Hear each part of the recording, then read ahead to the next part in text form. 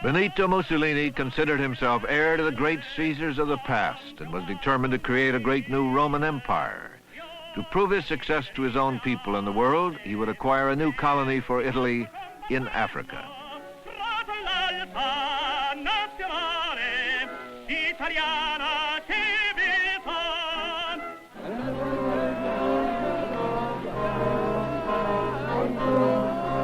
In 1930, in the East African nation of Ethiopia, Haile Selassie was crowned Emperor, King of Kings, the Lion of Judah. According to legend, this proud emperor was a direct descendant of Solomon and Sheba.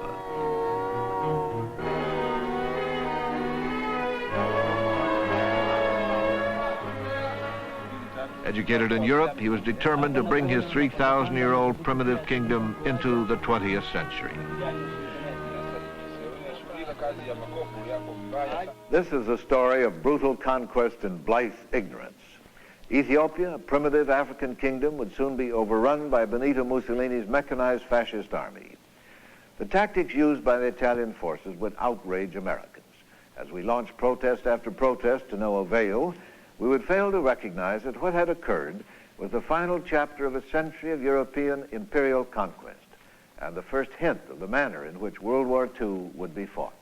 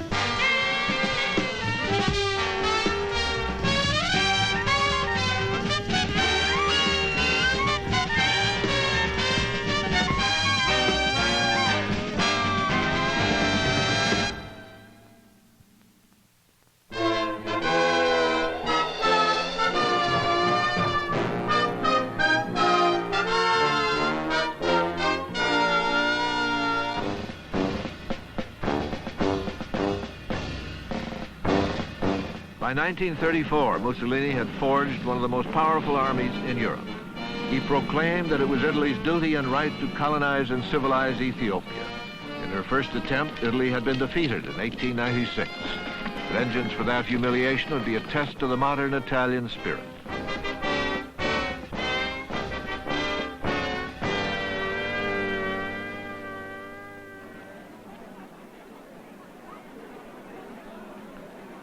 Haile Selassie was enough of a realist to take Mussolini seriously, but he placed his faith in the League of Nations to stop Italian aggression, and the rest of the world shared his hopes. Ethiopia was not representative of Africa. As one of two independent nations on that continent in 1935, we tended to view Haile Selassie's kingdom as a totally isolated entity. As for the rest of Africa, few native emissaries ever visited the formal reception rooms of the State Department. Africa was simply considered a European colony. Black Americans who might have raised their voices in protest were themselves not fully franchised as American citizens. In the 1930s, they were a silent minority. So the problems of Africa in general and Ethiopia in particular were largely beyond the concern of most Americans, an opaqueness we would all pay for. Italy's Ethiopian venture was the outgrowth of the political turmoil that followed the First World War. By 1922, a restless journalist named Benito Mussolini and his ruthless fascist party emerged from the pack. Mussolini promised law and order and a war on communism. Mussolini sprang to power with his flamboyant march on Rome and aligned his fascisti with the church, the monarchy, and the middle class. He became prime minister under King Victor Emmanuel. His strong will and charisma instilled a new pride in Italians. During his bombastic reign, the strutting Il Duce would spread fear throughout Europe as he announced plans to rearm Italy. Mussolini was impulsive, ambitious, unpredictable. He was also a tyrant, and a militarist who once said, "War is to man as maternity is to woman." Mussolini would wage war with a modern mechanized army and a powerful air force. The dictator admired American General Billy Mitchell and was impressed by his demonstrations of air power. Because Il Duce's militancy and saber-rattling alarmed many Americans, in 1931 he broadcast a message of peace to the United States. Ladies and gentlemen, I am very glad to take this opportunity. Italy will never take the initiative in promoting war. By 1934, the world depression slowed down his domestic program. Mussolini decided that his people needed a national challenge to boost their spirits. They would acquire a new colony next to Italian Somaliland in Ethiopia. His target was Walwal, a desert watering hole. On December 5, 1934, under the leadership of Marshal de Bono, an incompetent World War I general, Italian troops provoked a skirmish over the water rights at Walwal. The Ethiopians were easily routed in this test encounter.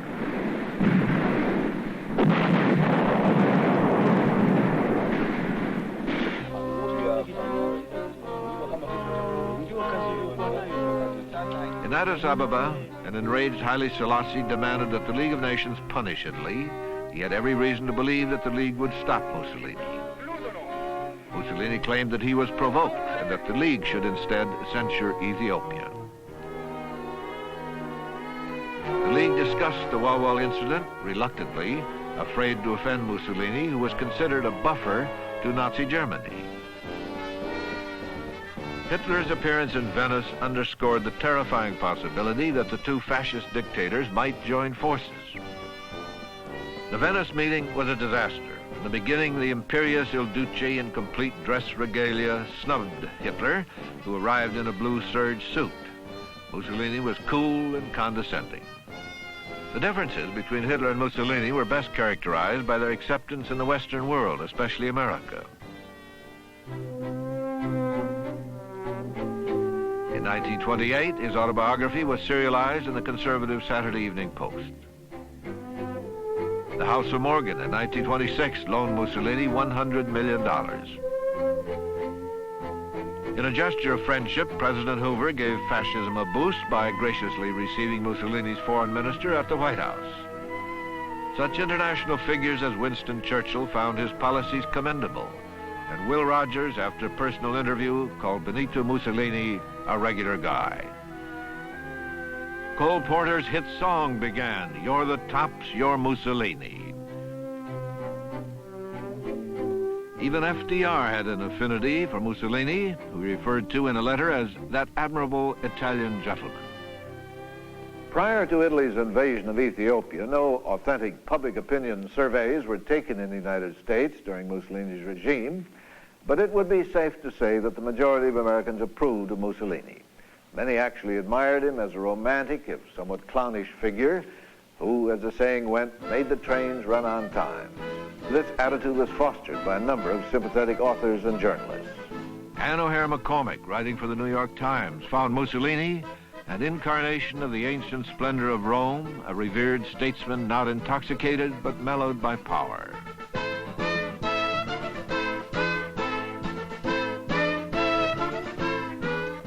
Lincoln Steffens, a widely syndicated journalist, waxed poetic that, I quote, "God had formed Mussolini out of a rib of Italy."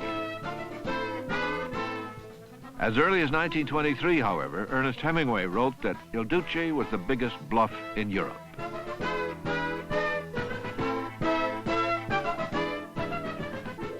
There was a comical image to Mussolini which served to soften the more aggressive, belligerent aspects.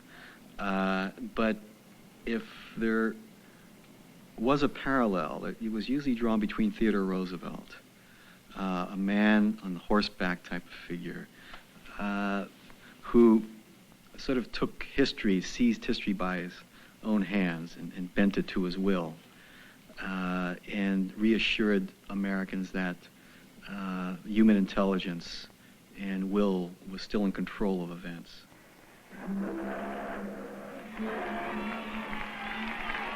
From San Francisco to New York, Italian Americans lionized Il Duce. He gave them a new sense of identity. Mussolini was symbolic to American Italians, not because Italian Americans were fascist, not even because Mussolini was fascist, but because Mussolini was an Italian. And the Italian American population in the United States, being near the bottom of the socioeconomic ladder, felt that Mussolini was doing something. He was getting headlines for Italy. They were proud of the fact that Italy now seemed to be one of the great powers, and this rubbed off upon them as one of the lower levels of the American immigrant group. For the blacks in America, it took a flamboyant figure, Marcus Garvey, to remind them of their African heritage. In the 1920s, his Back to Africa national movement influenced many blacks. A colorful adventurer and aviator, Colonel Hubert Julian, known as the Black Eagle of Harlem, urged his people to join their brothers in Ethiopia. Blacks were developing a political consciousness. Novelist Richard Wright described their bitter legacy. Our outward guise, he said, still carries the old familiar aspect which 300 years of oppression in America have given us, but beneath the garb of the black laborer, the black cook, the black elevator operator, lies an uneasily tied knot of pain and hope. In the summer of '35, many American blacks signed up to go to Ethiopia. There's no record of how many, if any, actually did go. Nevertheless, the hostility between blacks and Italian Americans became intense. There are a number of them, riots in Harlem and in Little Italy and Mulberry Street in New York City. And there were clashes reported in Chicago and San Francisco between blacks and Italian Americans. But the most dramatic episode occurred during the heavyweight prize fight between Joe Louis and the Italian contender Primo Carnera. There were riots afterwards outside the stadium and knifings, and some pistol shots were fired. The New York riot squad had a busy evening that time.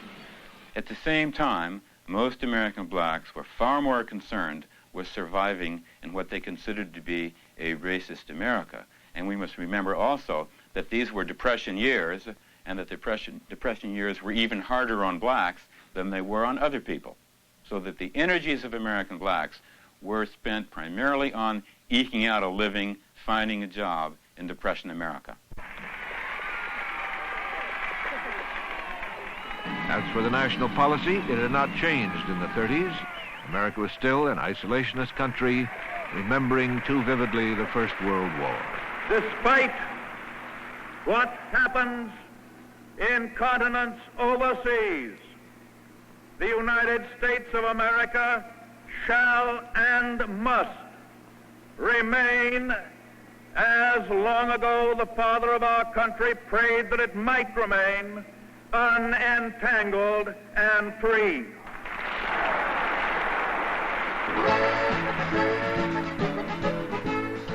Italian troops training at the leash were set off to invade Abyssinia. Il Duce was encouraged in his African venture. The League of Nations had taken no action in the Wall controversy, and Mussolini was aware of a secret agreement between France and Britain not to interfere with his plans.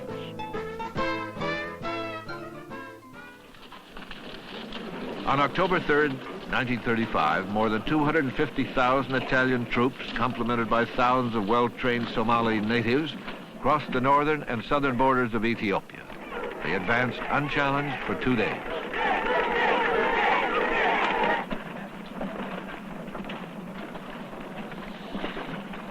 From Addis Ababa, Selassie announced to the world that Italy was the aggressor. He fervently hoped that his barefoot soldiers with World War I weapons would be rescued from massacre by the League of Nations. His strategy was to send small units to the front at first and let the desolate mountain and desert terrain hold back the invaders.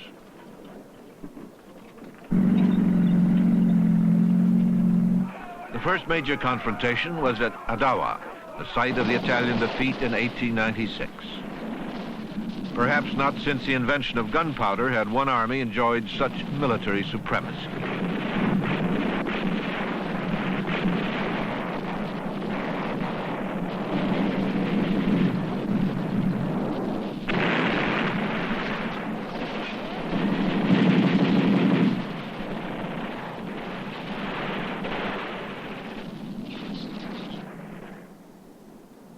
It took only 4 days for the fascist army to achieve victory and avenge their earlier humiliation. The war was marked by much pure savagery. Mussolini's mechanized army decimated Selassie primitive tribesmen.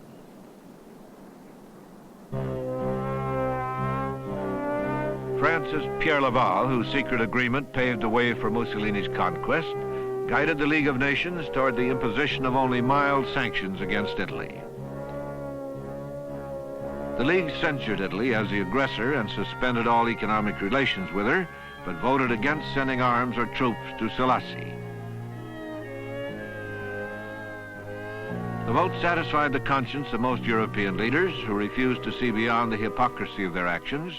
For all intents and purposes, Ethiopia had been sacrificed.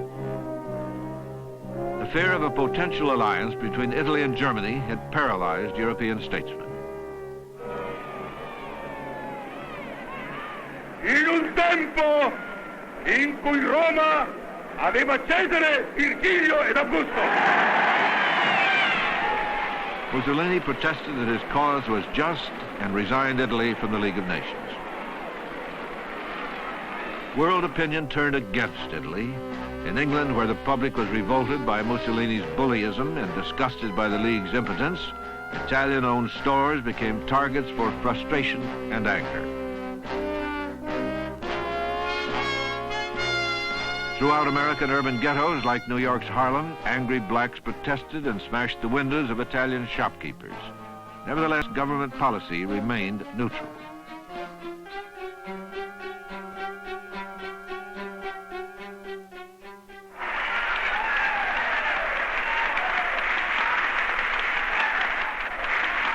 The United States is following a twofold neutrality towards any and all nations which engage in wars that are not of immediate concern to the Americas. First, we decline to encourage the prosecution of war by permitting belligerents to obtain arms, ammunition, or implements of war from the United States. Nations seeking expansion. FDR did manage to get Congress approval of a moral embargo on trade with Italy of all raw materials except oil. I think it would be quite fair to say, with hindsight certainly, that the United States did very little to enforce any moral embargo other than making protestations and declarations. I think it's quite clear that had there been an effective embargo against oil for the Italian war machine, that the Italian invasion would have had to come to a halt.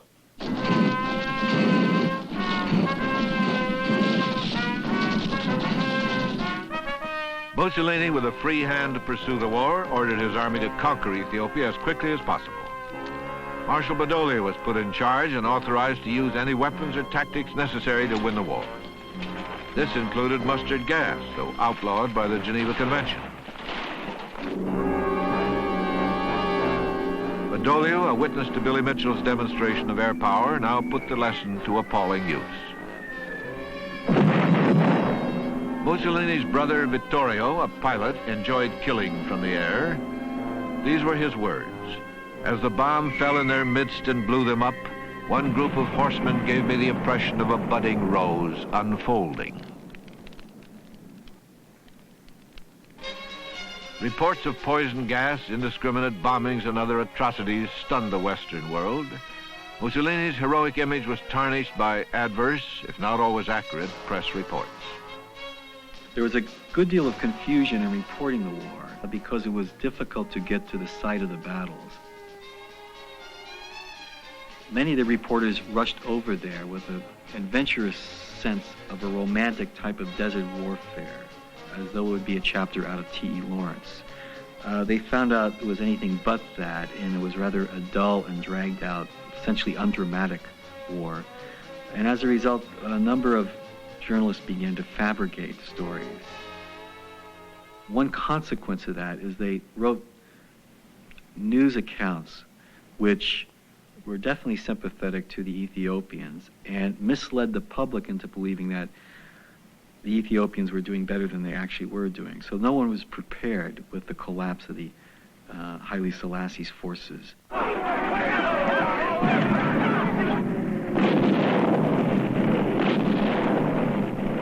Mussolini was surprised by the speedy Italian success. Prepared for a 6-year war, it ended in 6 months. The efficient Italian war machine devastated both Szilágy's primitive army and his primitive country.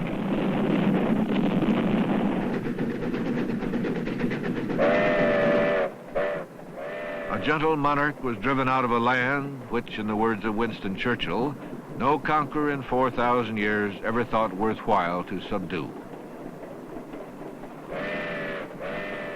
Emperor Selassie and his 2 sons were forced to flee before the Italians marched on his capital, Addis Ababa.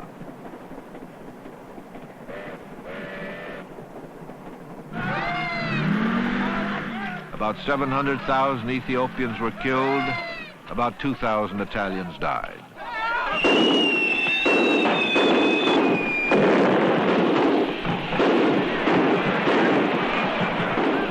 On May 9, 1936, Mussolini declared in Rome that Ethiopia now belonged to Italy.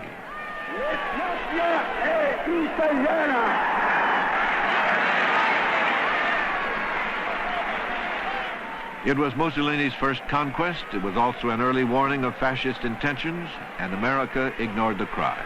It was held by Franklin Roosevelt that eventually Il Duce would restore democratic processes and parliamentary forms of government, so that our support for fascism was based on, I think, 2 fallacies. One was that fascism is the answer to communism, and secondly, fascism is a transitory episode that will eventually result in the restoration of democratic forms of government. Now, neither of these 2 assumptions proved to be the case.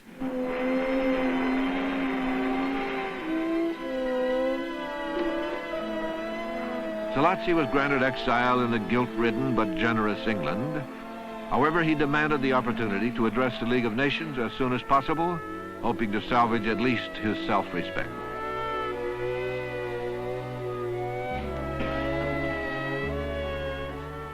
The embarrassed League had no choice but to give him the podium.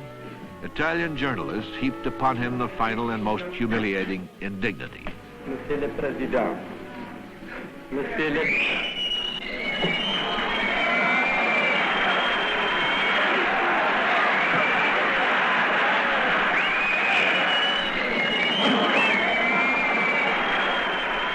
After the Italian journalist hecklers were ejected from the hall, Haile Selassie continued, and he said this: "It is international morality that is at stake.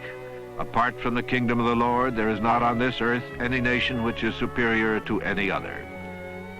It is us today, it will be you tomorrow."